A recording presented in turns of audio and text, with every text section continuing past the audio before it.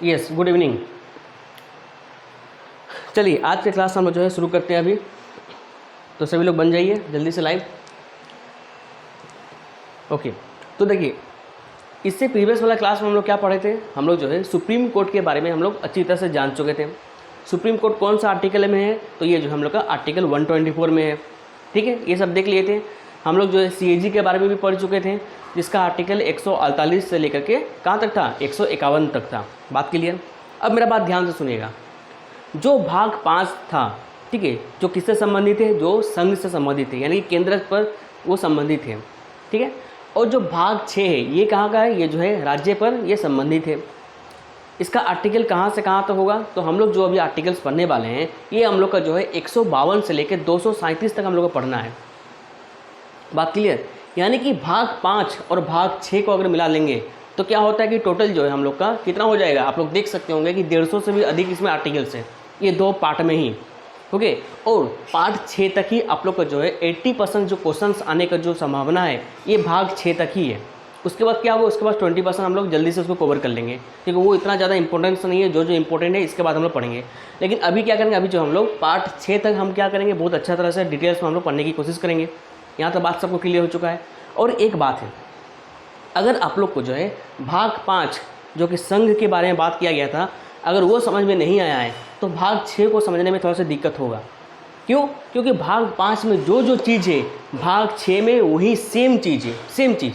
जैसे अगर केंद्र की बात करेंगे तो क्या हो जाएगा, संसद का बात करते हैं, संसद में क्या होगा, हम लोग लोकसभा और राज्यसभा पढ़ेंगे। लेकिन वही सेम चीज़ अगर राज्य के बारे में पढ़ेंगे तो क्या होगा, हम लोग जो है संसद के बदले विधानमंडल के बारे में हम लोग पढ़ते हैं। विधानमंडल भी कितने प्रकार के होंगे, 2 प्रकार के होंगे। जैसे संसद 2 प्रकार का था, विधानमंडल भी 2 प्रकार का होगा। बात क्लियर। एक क्या होगा, एक हम लोग का विधानसभा होगा और एक होगा विधान परिषद। जैसे कि संसद में क्या था, संसद में जो था लोकसभा और राज्यसभा के बारे में बात होती थी, तो इसमें क्या होगा, इसमें जो है विधानसभा और विधान परिषद के बारे में बात होगा। ठीक है, पहले यानी कि भाग 5 में हम लोग राष्ट्रपति के बारे में बात करते थे, लेकिन भाग 6 में किसके बारे में बात करेंगे, तो भाग 6 में हम लोग जो है राज्यपाल के बारे में बात करेंगे। बात क्लियर। भाग 5 में हम लोग प्रधानमंत्री के बारे में बात करते थे, तो इसमें कहाँ पर बात करेंगे, यानी कि पार्ट 6 में हम लोग जो है मुख्यमंत्री के बारे में बात करेंगे। यानी कि भाग 5 जो है वो पूरी तरह से केंद्र पर आधारित है, लेकिन भाग 6 किस पर आधारित है, तो भाग 6 जो है ये राज्य पर ये आधारित है। यहाँ तक सबको बात क्लियर हो चुका है। क्या पढ़े थे हम लोग, जब हम आपको बताए थे, ठीक है, जब हम आप लोगों को आर्टिकल 76 के बारे में बताए थे, तो आर्टिकल 76 में क्या लिखा हुआ था, तो आर्टिकल 76 में जो है अटॉर्नी जनरल के बारे में बात किया गया था, महाधिवक्ता। इसमें भी सेम चीज़ है, लेकिन इसको क्या कहते हैं, महाधिवक्ता को जो है राज्य के संबंध में हम लोग इसको बात करेंगे एडवोकेट जनरल नाम से इसको जाना जाता है। बात क्लियर यहाँ तक, बताइए यहाँ तक बात क्लियर हो गया ना, बात क्लियर हो चुका है। तो चलिए जल्दी से अभी हम लोग क्या करेंगे, क्लास को भी शुरू करते हैं। राज्य के बारे में हम लोग पहले पढ़ेंगे, और राज्य में जो है सबसे पहले क्या करेंगे, देखिए जब हम लोग केंद्र के बारे में पढ़ रहे थे तो सबसे पहले हम लोग राष्ट्रपति के बारे में पढ़े थे। सेम चीज़ यहाँ पर क्या होगा, यहाँ पर सबसे पहले जो है हम लोग पढ़ेंगे किसके बारे में, हम लोग पढ़ेंगे राज्यपाल के बारे में पढ़ेंगे। बात क्लियर। तो क्या क्लास शुरू किया जाए, तो चलिए 1 मिनट। हाँ चलिए अब हम लोग शुरू करते हैं। देखिए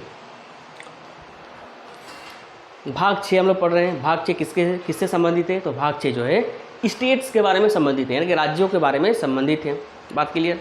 तो देखिए आर्टिकल 152, आर्टिकल 152 किसके बारे में बात किया गया है, तो आर्टिकल 152 में जो है राज्यों की परिभाषा दी गई है, यानी कि राज्य किसे कहते हैं उसके बारे में हम लोग बात करेंगे। ठीक है, तो देखिए राज्य किसे कहेंगे, राज्य उसे कहेंगे जिसका कुछ अपना जनसंख्या होगा, ठीक है, कुछ क्या होगा, कुछ क्षेत्रफल होगा, ये सब होगा। लेकिन क्या होता है कि केंद्र और राज्य में अंतर केवल एक पॉइंट का है, क्या कि केंद्र में जो होता है संप्रभुता उसमें होती है, लेकिन राज्य में संप्रभुता नहीं होती है। बस इतना ही बस डिफरेंस है दोनों में। ठीक है, ये तो सब कुछ हो गया। अब आप लोग बोलेंगे संप्रभुता का मतलब क्या होता है, संप्रभुता का मतलब होता है कि जो भी निर्णय होता है, जो अंतिम निर्णय किसका होता है, वो हमारे केंद्र सरकार का होता है ज़्यादा, ठीक है, उसको ज़्यादा शक्तिशाली होता है। उसके दिशा अनुदेश में ही क्या होता है, सभी राज्यों को पालन करना पड़ता है। आप लोग बता दीजिए 365 आर्टिकल्स। ओके, तो ये होता है। तो चलिए अभी हम लोग एक एक करके हम लोग पढ़ेंगे कि भाई क्या इसमें कौन सा आर्टिकल में क्या किस चीज़ के बारे में उल्लेख किया गया है। तो आर्टिकल 152 किसके बारे में संबंधित है, तो आर्टिकल 152 जो है वो राज्यों की परिभाषा इसमें दी गई है। ठीक है, अब आर्टिकल 153, आर्टिकल 153 में क्या बोला गया है, तो आर्टिकल 153 में जो है राज्यपाल के बारे में चर्चा की गई है। किसके बारे में, राज्यपाल के बारे में इसमें चर्चा की गई है। अब क्वेश्चन ये बनेगा कि भाई बताओ कि राज्यपाल का जो पोस्ट है, जो पद है, ये कौन से देश के संविधान से इसको उठाया गया है। आप लोगों को पता है कि हमारे देश का जो है 90% से ज़्यादा चीज़ जो है हम लोग दूसरे देशों के संविधान से हम लोग क्या किए हैं, हम लोग उसको लिए हैं, ठीक है, ग्रहण किए हैं और अपने संविधान में उसको लिखे हैं। बात क्लियर। तो ये चीज़ है। तो क्या हो गया, जो राज्यपाल का जो पद है इसे हम लोग जो है कनाडा के संविधान से इसको लिया गया है। किसके संविधान से? कनाडा के संविधान से हम लोग क्या किए हैं, राज्यपाल का पद को हम लोग लिए हैं। बात क्लियर।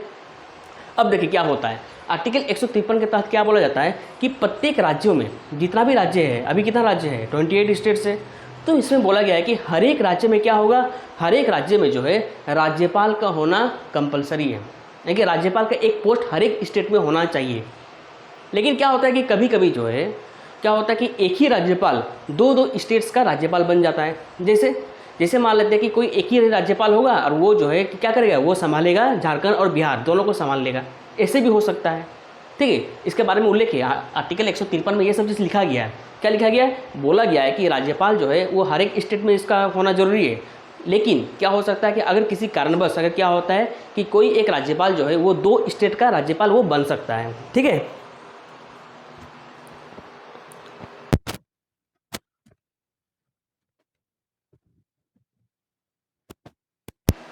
बात क्लियर।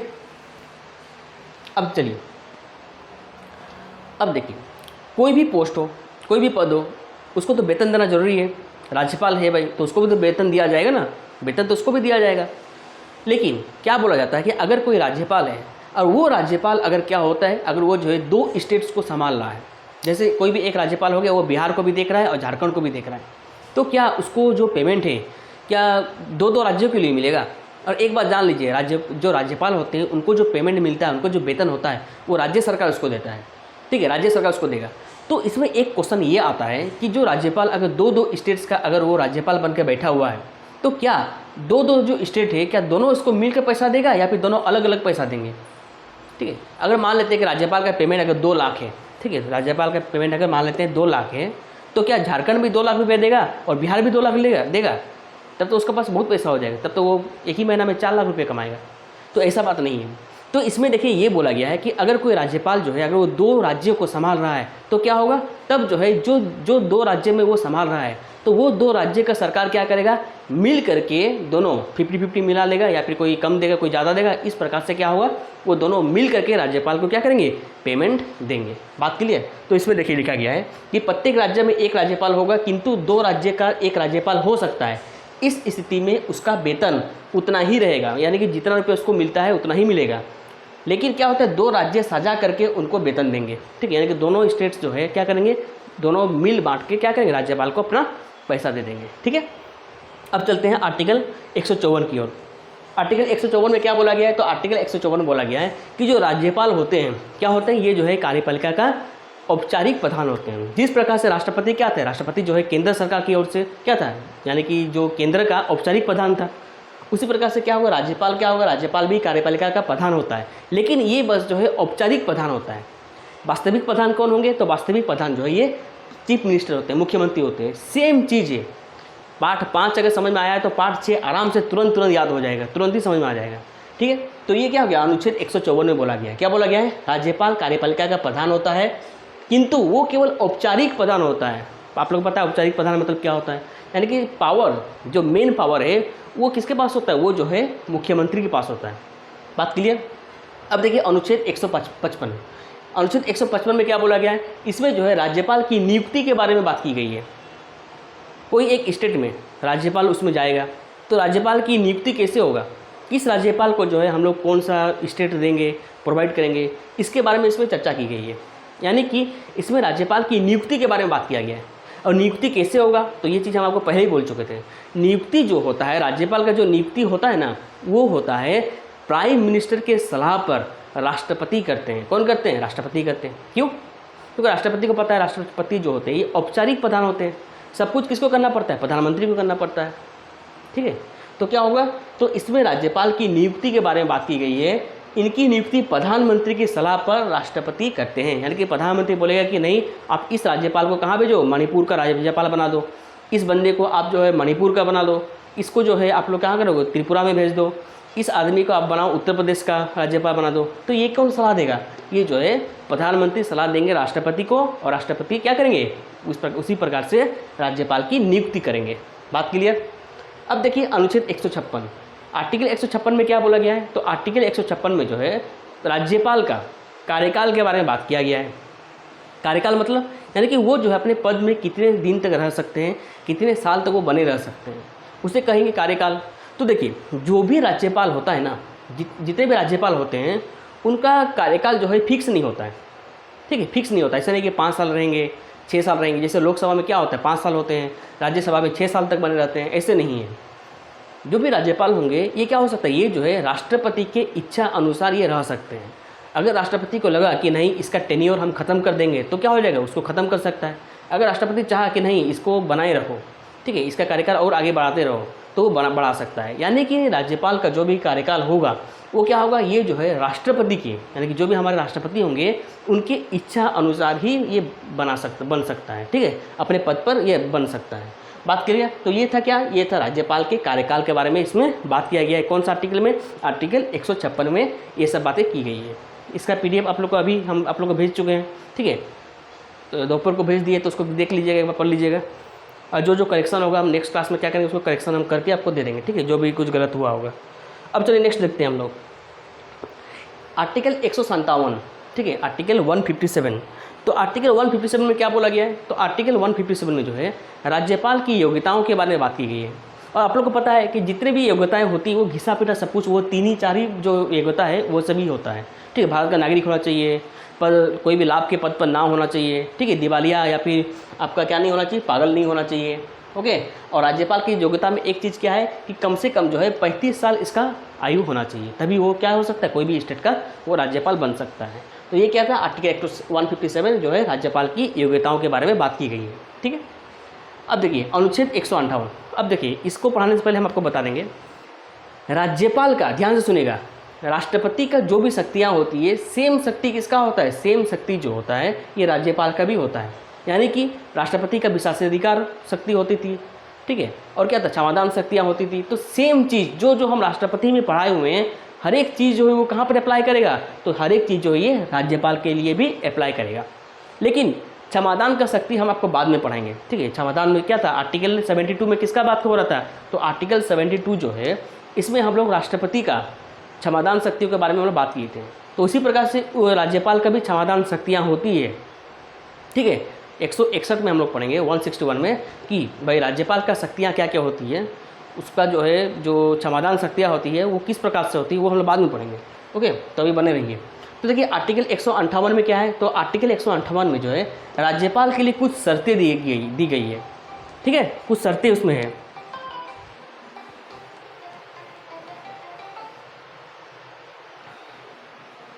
एक मिनट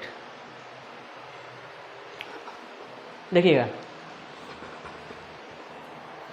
आर्टिकल 158 में क्या बोला गया है, तो आर्टिकल 158 में जो है राज्यपाल के लिए कुछ शर्तें दी गई है, ठीक है। यानी कि कोई आदमी जो है राज्यपाल बनेगा इसके लिए क्या शर्तें हैं, ठीक है, तो इसके बारे में बात किया गया है।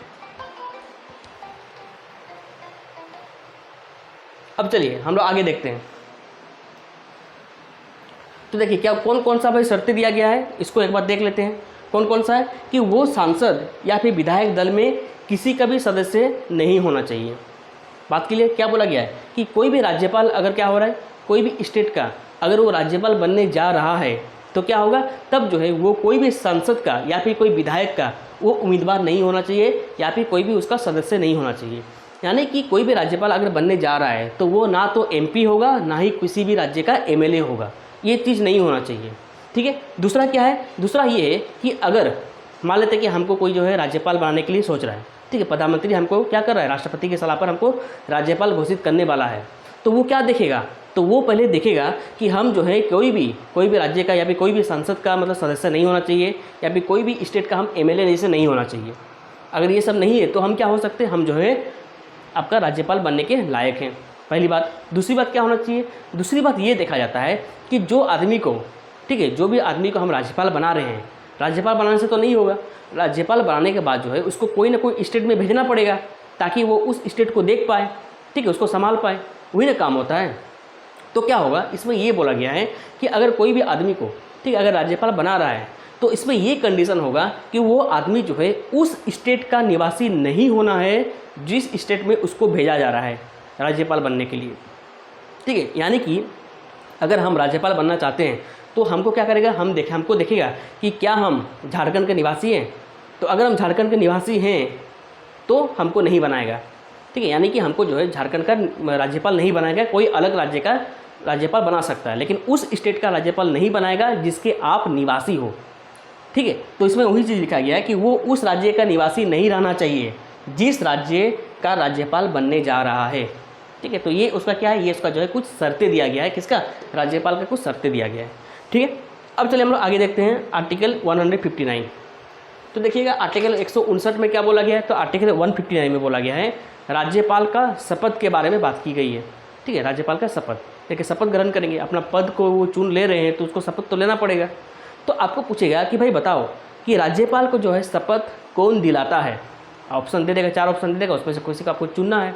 तो क्या होगा, तो देखिएगा कि राज्यपाल का जो शपथ होता है ये कौन दिलाता है, ये जो है हाई कोर्ट का chief justice of high court, ठीक है, कोई भी स्टेट का चीफ जस्टिस क्या करते हैं, उसको जो है उसको शपथ दिलाते हैं। बात क्लियर, तो इसको याद करके रखिएगा, बहुत इंपॉर्टेंट है। क्या है कि राज्यपाल को शपथ हाई कोर्ट का मुख्य न्यायाधीश दिलाते हैं। लेकिन एक बात ध्यान से रखिएगा, अगर कोई राज्यपाल जो है क्या करना चाहता है, वो अगर अपने पद से त्यागपत्र देना चाहता है, ठीक है, यानी कि इस्तीफा देना चाहता है अगर कोई राज्यपाल, तो क्या करेगा, तब जो है वो अपना इस्तीफा राष्ट्रपति को जाकर देगा, ना कि मुख्य न्यायाधीश को। याद है, बात क्लियर हुआ। क्या बोल रहे हैं हम आपको ये बोलें कि जो राज्यपाल जो है वो शपथ कौन दिलाएगा, राज्यपाल का शपथ कौन दिलाएगा, तो इसको जो है हाई कोर्ट का मुख्य न्यायाधीश दिलाएगा। लेकिन अगर राज्यपाल इस्तीफा देना चाहता है तो वो किसको जाकर देगा, तो वो जो है राष्ट्रपति को जाकर के क्या देगा, वो अपना इस्तीफा देगा।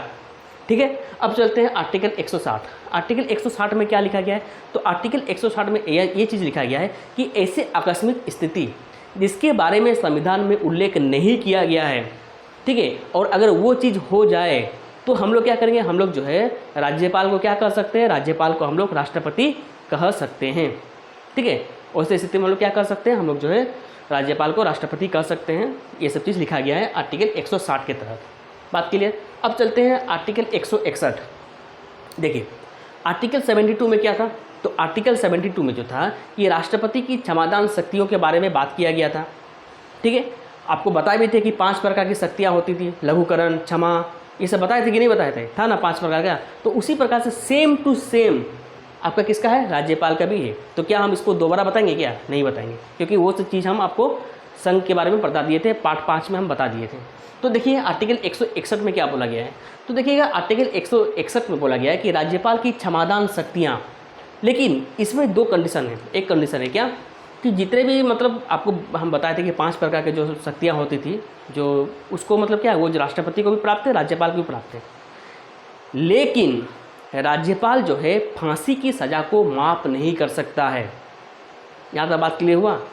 फांसी की सज़ा को केवल राष्ट्रपति ही माफ़ कर सकता है, राज्यपाल फांसी की सज़ा को माफ़ नहीं कर सकता। राज्यपाल क्या कर सकता है, राज्यपाल जो है लघुकरण कर सकता है, क्षमा कर सकता है, प्रतिहार लगा सकता है, ठीक है, लेकिन वो क्या नहीं कर सकता, फांसी की सज़ा को माफ़ नहीं कर सकता। फांसी की सज़ा को केवल माफ़ करेगा कौन, राष्ट्रपति ही केवल सज़ा को माफ़ कर सकता है, फांसी की सज़ा को। दूसरा आप लोग हम ये बोले थे कि जो राष्ट्रपति होते हैं वो क्या होते हैं, ये जो है हेड होते हैं, किसका, भारतीय सेना का हेड होते हैं। तो इसलिए जितने भी कोर्ट मार्शल होता है तो उसको कौन देखेगा, तो उसको जो है राष्ट्रपति माफ़ कर सकता है। यानी कि सेना का अगर मान लेते कि कोई सेना है, ठीक है, कोई आर्मी जवान है, वो अगर कुछ दोष करता है तो उसको क्षमा करने की शक्ति किसके पास होगी, तो उसको क्षमा करने की शक्ति जो है राष्ट्रपति के पास होगी। क्यों, क्योंकि राष्ट्रपति जो होता है वो तीनों सेनाओं का प्रमुख होता है। ठीक है, थल सेना, वायु सेना, जल सेना, ओके, नौसेना जिसे कहते हैं। तो इन तीनों का प्रमुख कौन होता है, राष्ट्रपति होता है। तो क्या हो गया, तो अगर कोई भी सेना पर अगर कुछ भी कानूनी अगर मुद्दा फंस जाए तो उसको कौन माफ़ कर देगा, तो उसको जो है राष्ट्रपति माफ़ कर देगा। लेकिन राज्यपाल के केस में ये नहीं हो सकता। ओके, कौन कौन सा नहीं हो सकता, फांसी की सज़ा को नहीं माफ़ कर सकता तथा सैनिक संबंधित सज़ा को माफ़ नहीं कर सकता है। यानी कि सैनिक संबंधित सज़ा यानी कि कोर्ट मार्शल का बात किया जा रहा है। किसका बारे में, कोर्ट मार्शल का बात किया जा रहा है। ठीक है, तो इन दोनों को छोड़कर क्या कर सकता है, राज्यपाल जो है क्षमादान कर सकता है। बात क्लियर। अब चलिए हम आगे देखते हैं, यहाँ तो समझ में आ रहा है ना। अब चलिए आर्टिकल 163 हम लोग आर्टिकल 74 में पढ़े थे। आर्टिकल 74 में क्या पढ़े थे? आर्टिकल 74 में हम लोग पढ़े थे कि राष्ट्रपति को सहायता करने के लिए या फिर सलाह देने के लिए मंत्रिपरिषद का होना आवश्यक है। सेम चीज़ यहाँ लिखा हुआ है, बस राष्ट्रपति की जगह में क्या लिख दिया? राज्यपाल लिख दिया और कुछ भी चेंजेस नहीं है। ओके, तो देखिए आर्टिकल 163 में क्या है? राज्यपाल को सहायता और सलाह करने के लिए मंत्रिपरिषद होगा जिसका अध्यक्ष मुख्यमंत्री होगा। लेकिन उसमें क्या था? मंत्रिपरिषद का जो अध्यक्ष था प्रधानमंत्री हुआ करता था, लेकिन ये अभी हम लोग राज्य के बारे में पढ़ रहे हैं, इसलिए इसका अध्यक्ष मुख्यमंत्री होगा। बस आर्टिकल 164 में किसके बारे में बात किया जा रहा है? देखिए एक एक करके याद कीजिए आप लोग, ठीक है। पहले जो पार्ट 5 को याद कीजिएगा एक बार, पार्ट 6 को एक बार याद कीजिए, तो ही आप लोग को तुरंत दोनों में लिंक हो सकता है। आर्टिकल 75 जब हम लोग पढ़े थे तो क्या पढ़े थे? हम लोग पढ़े थे कि भाई इसका जो प्रमुख, ठीक है, जो मंत्रिमंडल का प्रमुख कौन हो रहा था? प्रधानमंत्री हो रहा था, या फिर प्रधानमंत्री की नियुक्ति के बारे में बात किया गया था। उसी प्रकार से आर्टिकल 164 में क्या है? इसमें जो है मुख्यमंत्री की नियुक्ति के बारे में बात किया गया है, प्लस मुख्यमंत्री के सलाह पर राज्यपाल अन्य मंत्रियों की नियुक्ति करते हैं। सेम चीज़ है, उसमें क्या था? प्रधानमंत्री की सलाह पर, इसमें क्या हो जाएगा? मुख्यमंत्री की सलाह पर, और कुछ भी चेंजेस नहीं है। ओके, तो ये क्या था? आर्टिकल 164 के बारे में हम लोग पढ़ लिए। आर्टिकल 164 क्या है? आर्टिकल 164 में लिखा गया है कि मुख्यमंत्री के सलाह पर क्या हो सकता है? राज्यपाल अन्य मंत्रियों की नियुक्ति करता है। ठीक है ना। अब आगे बढ़ें, अब चलते हैं आगे। अब देखिए आर्टिकल 165 लिंक कर करके पढ़िए, क्योंकि जो राज्य है और जो केंद्र है दोनों सेम है। उसमें भी क्या था? इसमें भी जो है महाधिवक्ता था, इसमें भी महाधिवक्ता, ठीक है, लेकिन दोनों में इंग्लिश में अंतर होता है। जो केंद्र सरकार में जो महाधिवक्ता होते हैं, ठीक है, उसको क्या करते हैं? उसको हम लोग कहते हैं अटॉर्नी जनरल। लेकिन राज्य के संबंध में क्या हो जाएगा? इसका नाम चेंज हो जाता है, एडवोकेट जनरल हो जाता है। दोनों वकील ही होता है, दोनों वकील होता है, लेकिन जो अटॉर्नी जनरल होता है वो केंद्र सरकार का वो काम देखता है, और जो एडवोकेट जनरल होता है वो राज्य सरकार का क्या देखता है? काम देखता है। और हर एक स्टेट में क्या होगा? हर एक स्टेट में जो है अलग अलग एडवोकेट जनरल हो सकते हैं। बात क्लियर? अब देखिए राज्य सरकार को कानूनी सहायता देने के लिए एक महाधिवक्ता होता है जो राज्य सरकार का प्रथम विधिक अधिकारी होते हैं। सेम चीज़ है, वही जो हम बोलना चाहते थे वही चीज़ लिखा गया है। यानी कि जो एडवोकेट जनरल होता है वो क्या करेगा? ये जो है राज्य संबंधी जितने भी कानून चीज़ होगा, ठीक है, जो भी मतलब केस उस अगर चल रहा है राज्य सरकार के, और जैसे कि आप लोगों को पता होगा कि बहुत सारे क्या होता है, सोनी कुमारी और झारखंड स्टेट का कुछ झगड़ा चल रहा था, कोर्ट में फंसा हुआ था, तो क्या हो रहा था? तो इस संबंध में जो है राज्य सरकार की तरफ से प्रतिनिधि कौन जाएगा? तो ये जाएगा एडवोकेट जनरल जाएगा। वो राज्य सरकार की तरफ से अपनी बातों को रखेगा कि देखिए हम लोग इस कारण से ये पोस्ट हम लोग क्या कर दिए, हम लोग हटा दिए, या फिर इस प्रकार से हम लोग वो काम किए थे। तो जब भी कोर्ट केस कचहरी होगा तो कौन जाएगा? राज्य सरकार की तरफ से जाएगा, एडवोकेट जनरल जाएगा, ठीक है। और कोर्ट कचहरी अगर मान लीजिए होता है, अगर किसके ऊपर? केंद्र सरकार के ऊपर होता है, तो उसमें कौन जाएगा? उसमें जाएगा अटॉर्नी जनरल जाएगा। लेकिन इसमें कौन जाएगा? इसमें एडवोकेट जनरल जाएगा। बस इतना ही फर्क है। बात क्लियर? अब चलते हैं नेक्स्ट की ओर। महाधिवक्ता विधानमंडल की कार्यवाही में भाग लेते हैं। सेम चीज़ है, सेम चीज़। महाधिवक्ता क्या कर सकता है? यानी कि जो एडवोकेट जनरल का बात कर रहे हैं हम यहाँ, एडवोकेट जनरल जो होता है वो क्या कर सकता है? वो जो है विधानमंडल, देखिए जब हम संघ पढ़ा रहे थे तब इसमें सांसद लिख रहे थे, लेकिन जब राज्य की बात करेंगे तो इसको जो है सांसद नहीं बोल करके विधानमंडल हम लोग कहेंगे, ठीक है। तो क्या होगा? जो भी एडवोकेट जनरल होता है वो क्या होंगे? ये जो है विधानमंडल की कार्यवाही में भाग लेते हैं, भाग ले सकता है, वहाँ पर जाकर बैठेगा, सुनेगा, जवाब भी देगा, ठीक है, किंतु उसका सदस्य नहीं होता है। यानी कि विधानमंडल का वो सदस्य नहीं होता है। इस कारण क्या होता है? इस कारण जो है वो वोटिंग में वो भाग नहीं ले सकता, वो वोटिंग नहीं दे सकता है। आप लोग जानते होंगे पक्ष विपक्ष होता है, कोई भी कानून अगर लाया जाएगा तो क्या होगा? वोटिंग चलता है, तो वो क्या होगा? जो एडवोकेट जनरल होते हैं वो क्या होते हैं? ये जो है विधानमंडल के सदस्य नहीं होते हैं, जिसके कारण जो है वो क्या होगा? वो जो है वोट देने के समय में वो वोट नहीं कर सकते हैं। बात क्लियर? नेक्स्ट क्या है? नेक्स्ट है ये राज्यपाल के इच्छा अनुसार अपने पद पर रहते हैं, ठीक है। इनकी योग्यताएं हाई कोर्ट के जज के बराबर होता है। बस सेम चीज़ था। क्या था कि ये जो है ये मतलब एडवोकेट जनरल जो होता है ये राज्यपाल के इच्छा अनुसार अपने पद पर बने रहेंगे, ठीक है। जिस प्रकार से अटॉर्नी जनरल था वो राष्ट्रपति की इच्छा अनुसार होता था, लेकिन जो एडवोकेट जनरल होगा ये राज्यपाल के इच्छा अनुसार अपने पोस्ट में बने रहेंगे।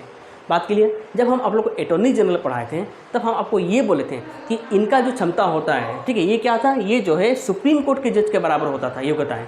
लेकिन एडवोकेट जनरल क्या होगा? एडवोकेट जनरल का जो योग्यताएं होती है ये हम लोग का जो है हाई कोर्ट के जज के बराबर होता है। बस दोनों में ये डिफरेंस होता है। आप लोगों को पता है कि अटॉर्नी जनरल का क्या होता है, थोड़ा सा वो हाई लेवल का होता है, केंद्र सरकार यानी कि हाई लेवल, राज्य सरकार यानी कि थोड़ा सा हल्का लो लेवल। तो उसी प्रकार से योग्यताएं भी उसका अलग अलग होती है। जहाँ पर जो अटॉर्नी जनरल होता है उसकी योग्यता क्या होती है, सुप्रीम कोर्ट के जज के बराबर होगी। लेकिन वही अगर एडवोकेट जनरल के बारे में अगर हम लोग बात करेंगे, ठीक है, अगर हम लोग क्या करेंगे, अगर हम लोग एडवोकेट जनरल के बारे में अगर बात करेंगे तो ये किसका होगा, ये जो है हाई कोर्ट के जज के बराबर इसकी योग्यताएं होगी। ठीक है, ये क्या था, ये हम लोग का महाधिवक्ता यानी कि एडवोकेट जनरल के बारे में हम लोग बात कर लिए आर्टिकल 165 के तहत। यहाँ तो समझ में आ रहा है ना।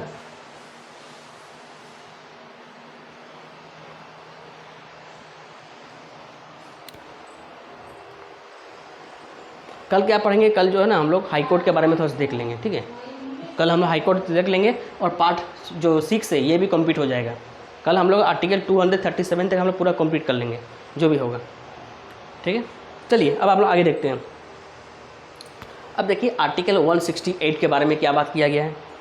तो देखिएगा आर्टिकल 168 इसके तहत जो है विधानमंडल की चर्चा है। अब चलिए थोड़ा सा हम लोग आगे देखते हैं, कहाँ पर हम लोग आर्टिकल 79 को देखते हैं। आर्टिकल 79 में क्या बोला था, तो आर्टिकल 79 में बोला था संसद के बारे में बात की गई थी। ठीक था, आपको बताए थे संसद के 3 अंग होते हैं लेकिन 2 सदन होता है। सेम चीज़ यहाँ होता है, सेम चीज़। क्यों, क्योंकि देखिए विधानमंडल के 3 अंग होते हैं, संसद का भी 3 अंग होता था। संसद का 3 अंग कौन कौन सा था, लोकसभा, राज्यसभा और राष्ट्रपति। लेकिन हम लोग अभी पढ़ रहे विधानमंडल, तो विधानमंडल का भी 3 अंग होता है। कौन कौन सा होगा, तो एक होगा हम लोग का विधानसभा, विधान परिषद और राज्यपाल, ये 3 होगा। ठीक है, तो ये 3 है। कौन कौन सा, विधानसभा, यानी कि विधानसभा अगर बात करेंगे तो ये किसके बराबर होता है, तो ये बराबर होता है लोकसभा के बराबर होता है अगर देखा जाए तो। ठीक, बराबर तो नहीं होता है, लेकिन अगर केंद्र सरकार, केंद्र और राज्य के बीच अगर हम लोग फर्क निकालना चाहेंगे तो हम लोग इसको तुलना कर सकते हैं। विधानमंडल को संसद की तरफ तुलना कर सकते हैं, विधानसभा को हम लोग लोकसभा की तरफ क्या कर सकते हैं, तुलना कर सकते हैं। विधान परिषद को हम लोग कर सकते हैं किसके तरफ, राज्यसभा की तरफ। ओके, और राज्यपाल जो होता है इसको तुलना कर सकते हैं राष्ट्रपति के साथ, हम लोग क्या कर सकते हैं, तुलना कर सकते हैं। ठीक है, तुलना किया जा सकता है। तो अगर पूछेगा कि भाई बताओ कि विधानमंडल के 3 अंग कौन कौन सा होता है, तो क्या बोलेंगे, हम लोग बोलेंगे विधानसभा, विधान परिषद और राज्यपाल। ओके, फिर आपको पूछेगा कि बताइए विधानमंडल के सदन कितना होता है। हम लोग वहाँ भी सदन पढ़े थे तो यहाँ भी सदन पढ़ेंगे। वहाँ सदन कितना था, 2 था, इसमें भी सदन 2 है। कौन कौन सा था, लोकसभा और राज्यसभा। तो इसमें सदन क्या होगा, तो इसमें सदन होगा विधानसभा और विधान परिषद। ठीक है, तो इसके बारे में हम लोग बात की है, ये क्या है। तो विधानमंडल के 2 सदन कौन कौन सा है, तो एक हो जाएगा विधानसभा और विधान परिषद। बात क्लियर हो गया ना यहाँ तक, यहाँ तक बात क्लियर। तो चलिए आज हम इतना ही तब रखते हैं। कल क्या करेंगे, कल हम लोग जो है इसको पूरी तरह से कंप्लीट कर लेंगे। ठीक है, कल इसको पूरी तरह से कंप्लीट कर लेंगे। कल हाई कोर्ट के बारे में कंप्लीट कर लेंगे और हम लोग जो है आर्टिकल क्या पढ़ेंगे, 169, 170, 171, ये सभी एक एक करके देख लेंगे। यानी कि हम लोग देखेंगे विधानसभा क्या होता है, विधान परिषद क्या होता है, ये सबको देखेंगे। विधान परिषद में कितने अभी फ़िलहाल जो है राज्य हैं, तो ये सब का हम लोग देख लेंगे। बात क्लियर। तो चलिए आज के लिए हम लोग इतना ही रखते हैं, फिर मिलते हैं कल। सभी का धन्यवाद, जय हिंद।